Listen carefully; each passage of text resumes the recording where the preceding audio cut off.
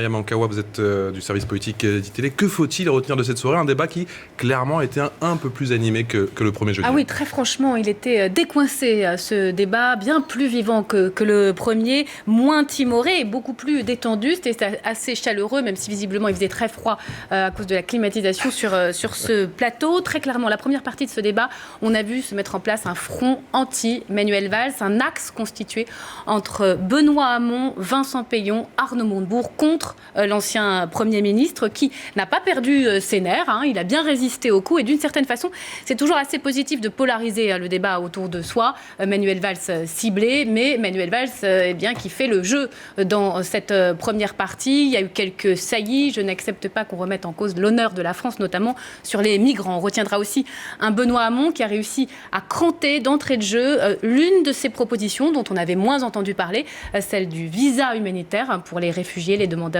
d'asile. Il était moins tendu, lui aussi, Benoît Hamon. On a senti également Arnaud Montebourg un peu en retrait dans la première partie, qui a réussi à revenir dans le match dans la deuxième, mais qui a gardé cette stature qu'il peaufine depuis déjà plusieurs mois de présidentiable. Il veut se hisser à la hauteur des enjeux, il ne s'est jamais énervé. Et puis un Vincent Peillon qui lui aussi a voulu revenir dans le match. On dit que tout se joue à 3.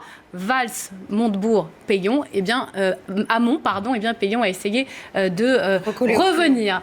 Exactement. Le seul petit problème, c'est que Manuel Valls, ciblé, même si c'est un avantage, aura sans doute un problème de deuxième tour. S'il est qualifié, il a peu de réserves et peu d'alliés, on l'a vu ce soir.